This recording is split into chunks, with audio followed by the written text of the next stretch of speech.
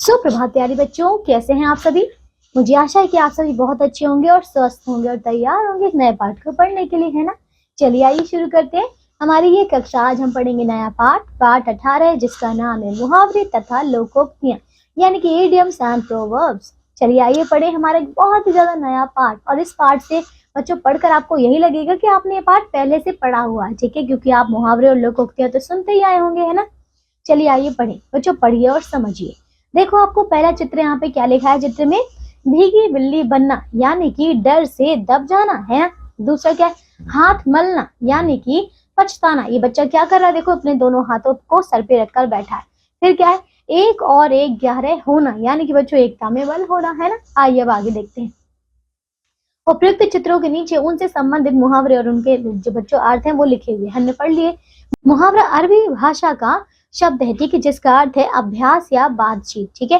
भाषा में यह अपने शाब्दिक अर्थ से भिन्न अर्थ में रूढ़ हो गया जाता है। बच्चे समझ गया ना कि ये किससे लिया गया, अरबी भाषा से लिया गया है ना।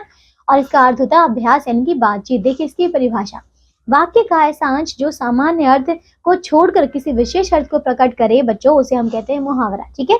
अब मुहावरे के प्रयोग से भाषा प्रभावशाली, मनमोहक तथा प्रभावमयी बनाने में बच्चों बन जाती है, ठीक है। फिर मुहावरे का प्रयोग वाक्य के प्रसंग में होता है। इस देखो इनका स्वतंत्र रूप में प्रयोग नहीं किया जा सकता है, ठीक है, समझ गए, यानी कि ये वाक्य के अंश होते हैं, वाक्य के बीच में ही प्रयोग कर सकते हैं इन्हें। मुहावरा एक वाक्यांश है जिसका पूर्ण अर्थ का बोध वाक्य पूरा होने पर ही होता है, ठीक है। अब आते हैं बच्चों कुछ महत्वपूर्ण प्रचलित मुहावरे और उनका प्रयोग हम पढ़ेंगे। पहला बच्चों यहाँ पे मुहावरा है कान खड़े होना यानी कि सावधान होना, ठीक है बच्चों। तो ये है इसका वाक्य कि अपने ही मित्र के मुंह से अपने खिलाफ बातें सुनकर मेरे कान खड़े हो गए, ठीक है ना। फिर दूसरा क्या है, कान पकड़ना यानी कि अपनी भूल स्वीकार कर भविष्य में वैसी गलती ना करने की प्रतिज्ञा करना, ठीक है। यानी कि परीक्षा में नकल करते हुए पकड़े जाने पर रवि ने भविष्य में नकल ना करने के लिए कान पकड़ लिए, ठीक है। अब आइए बच्चों तीसरा देखते हैं। तो ये है कान भरना यानी कि इसका अर्थ है चुगली करना, ठीक है। वाक्य देखिए इसका, मंथरा हमेशा कैकेयी के कान भरती रहती थी। फिर इसके बाद चौथा बच्चों कान कतरना यानी कि बहुत चतुर होना। अर्जुन देखने में छोटा है पर अच्छों के कान कतर देता है। फिर है आंखें चुराना यानी कि क्या है बच्चों, अपने को छिपाना, ठीक है। किसान साहूकार का ऋण नहीं चुका सका इसलिए वह उससे आंखें चुरा कर जा रहा था, ठीक है। फिर है आंखों का तारा यानी कि बच्चों बहुत प्यारा। इसका वाक्य हो जाएगा रोहन अपने माता पिता की आंखों का तारा है, ठीक है ना। इसके बाद बच्चों सातवां है आंखों में धूल झोंकना यानी कि धोखा देना, ठीक है बच्चों। चोर पुलिस की आंखों में धूल झोंक कर भाग गए। आंखें खुलना यानी कि सचेत होना। अच्छा हुआ समय रहते मोहन की आंखें खुल गई वरना अनर्थ हो जाता, ठीक है बच्चों। नौवां है आंखों के आगे अंधेरा छाना। इसका अर्थ है बच्चों देखो यहाँ पे मूर्छित होना, ठीक है। देखिए रास्ते में चलते चलते अचानक मैं खंबे से टकरा गई और मेरी आंखों के आगे अंधेरा सा छा गया, ठीक है। फिर है आंख उठाकर ना देखना यानी कि ध्यान ना देना। रोहन पढ़ने में इतना मगन था कि उसने आंख उठाकर भी नहीं देखा कि उसके आसपास क्या हो रहा है, समझ गए। इसके बाद आता बच्चों 10वां आंख उठाकर ना देखना, ये तो हमने कर लिया। फिर 11वां है आंखें बिछाना यानी कि बहुत सम्मान करना। मंत्री जी के स्वागत में वहां की जनता ने आंखें बिछा दी। फिर है बच्चों कमर सीधी करना यानी कि विश्राम करना। रात भर काम करके थक गया हूँ, अब कमर सीधी करने का समय मिला है, ठीक है बच्चों। 13वां है कमर टूटना यानी कि हिम्मत करना। महंगाई ने नौकरी पेशे वाले व्यक्तियों की तो कमर ही तोड़कर रख दी है, ठीक है बच्चों। देखिए कितने सारे इसमें मुहावरे हैं, लेकिन ये सारे देखो बहुत सारे, इन्हें आप खुद से पढ़ेंगे, ठीक है ना।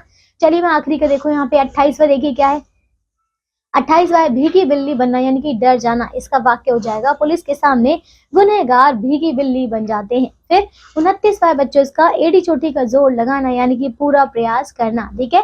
देखो जीवन में कुछ पाने बनने के लिए व्यक्ति को एड़ी चोटी का जोर लगाना पड़ता है। फिर बच्चों 30वां है बाएं हाथ का खेल यानी कि बहुत सरल काम, ठीक है। कितना ही कठिन कार्य क्यों ना हो लेकिन मोहित के लिए तो बाएं हाथ का खेल है, ठीक है बच्चों। तो ये बहुत सारे मुहावरे हमने पढ़ लिए हैं, लेकिन जो मैंने छोड़े हैं आपको खुद से पढ़ना है और याद भी करना है, ठीक है ना।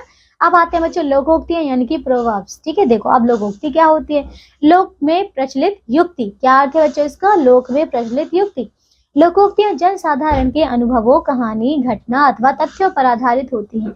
लोकोक्ति को कहावत भी कहते हैं। बच्चों कहावत तो आपने अक्सर सुनी होगी, सुनी है ना बच्चों कहावत, तो ये वही है। ठीक है, लोकोक्तियां स्वतः ही पूर्ण वाक्य होती हैं। ठीक है, इनका प्रयोग स्वतंत्र वाक्य में किया जाता है। ठीक है, इनका प्रयोग किसी विचार के समर्थन में होता है जिससे कथन प्रभावशाली हो जाता है। बच्चों आपको समझ आ गया, यानी कि ये जो है हमारा कहावत लोकोक्ति, ये बच्चों एक पूर्ण वाक्य है। इसको हम मतलब सिर्फ और सिर्फ ये वाक्य बोल सकते हैं, लोकोक्ति बोल सकते हैं। ठीक है, ये पूर्ण वाक्य है।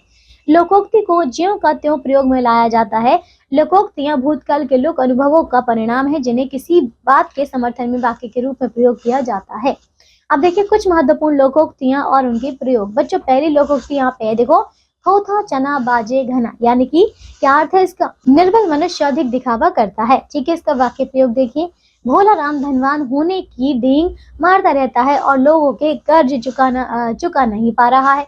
इसे कहते हैं थोथा चना बाजे घना। ठीक है, अब दूसरा क्या है? जैसी करनी वैसी भरनी। इसका अर्थ है जो जैसा करता है वैसा ही फल प्राप्त करता है। इसका वाक्य हो जाएगा, बुरी आदतों का परिणाम भी बुरा होता है, ठीक ही कहा गया है, जैसी करनी वैसी भरनी। ठीक है बच्चों, तीसरा है जिसकी लाठी उसकी भैंस, यानी कि शक्तिशाली से सभी डरते हैं। ठीक है बच्चों, धनवान व्यक्ति पैसे के बल पर कुछ भी करा लेता है। ठीक है, तभी तो कहते हैं जिसकी लाठी उसकी भैंस। ठीक है, अब इसके बाद चौथा है एक अनार 100 बीमार, यानी कि एक वस्तु के अनेक चाहने वाले। ठीक है, आजकल रोजगार की इतनी समस्या है कि एक पद के लिए 1000 व्यक्ति आवेदन करते हैं। इसे कहते हैं एक अनार 100 बीमार। समझ गए?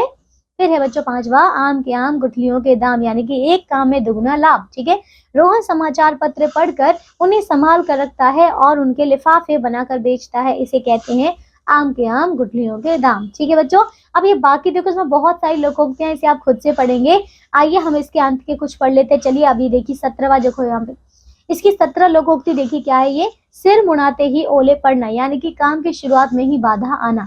वाक्य है इसका, देखो, सेठ धनीराम ने जिस दिन अपनी दुकान का उद्घाटन किया उसी दिन दुकान में चोरी हो गई। इसे कहते हैं, देखो, इसी को कहते हैं सिर मुंडाते ओले पड़ना। ठीक है, अब बच्चों 18वां है चिराग तले अंधेरा, यानी कि अपनी बुराई दिखाई ना देना। ठीक है बच्चों, इसका वाक्य हो जाएगा, सोमेश के पिताजी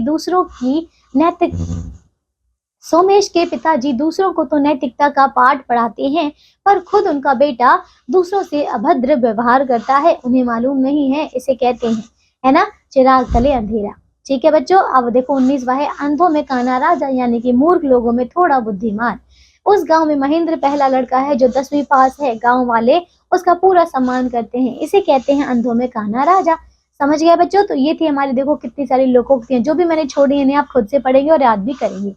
अच्छा, अब यहाँ देखिए क्या दिया बच्चों, लोकोक्ति तथा मुहावरे में अंतर क्या है। बच्चों पहला अंतर इसमें यह है, मुहावरा वाक्य का खंड होता है जबकि लोकोक्ति पूर्ण वाक्य होती है।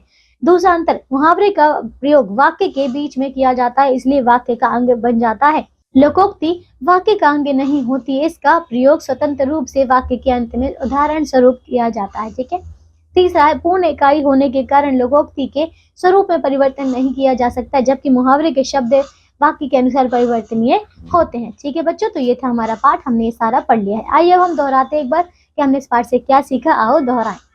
पहला बच्चों, मुहावरे ऐसे वाक्य हैं जिनका सामान्य अर्थ से हटकर विशेष अर्थ होता है। दूसरा है लोकोक्तियां लोक जीवन में प्रचलित उक्तियां हैं। ठीक है, मुहावरे एवं लोकोक्तियों के प्रयोग से भाषा चुस्त एवं प्रभावशाली बन जाती है। और इसके बाद है लोकोक्ति को कहावत भी कहते हैं। ठीक है, तो ये था बच्चों हमारा पाठ, आज के लिए सिर्फ इतना ही। अब हम मिलेंगे अगली कक्षा में एक नए पाठ के साथ। तब तक के लिए आप इन सारे मुहावरों को और लोकोक्तियों को अच्छे से याद कर लीजिए। ठीक है, और इनका वाक्य में प्रयोग भी आपको करना पड़ेगा। ठीक है ना बच्चों?